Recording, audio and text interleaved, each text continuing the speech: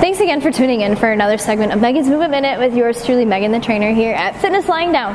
So today in Megan's Movement Minute, I'm going to talk about loading and how we load and how do we hold our load more specifically. So here at Fitness Lying Down, we, in a lot of our programming, we load our anatomical slings. So this is something that I'm sure you probably have seen if you follow any of our other videos. So we do things in like a contralateral fashion versus an ipsilateral, if you've heard those terminology before. So, crash course in anatomy. The right side of our brain controls the left side of our body and vice versa. So the left side of the brain controls the right side. So with that being said, if we can do something in our training where we involve both sides of our body, we can actually train our brain, and our brain loves these connections.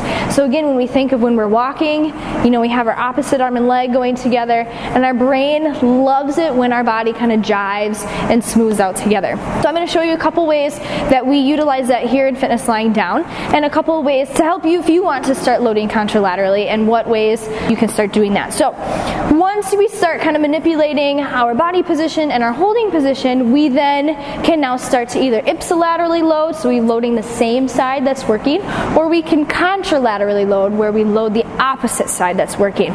So again, so like if you wanted to do lunges, you know, you're only doing lunges on one side. So how do we connect that other side of your brain, you know, to that one side that's working? Well, that's where the load comes into play.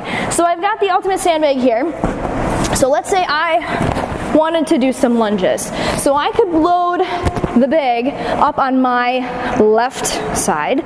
So I can hold this bag in, so this is going to give me tension in my left upper body. So I will then step back with that same foot, because my front leg is then going to be doing most of the work. So then I will have my right lower body working, my left upper body working. So again, we get this cross pattern and that connection that our brain loves. Now what happens if you go in to do your workout and you accidentally step back on the other side? Does that like screw everything up? Absolutely not.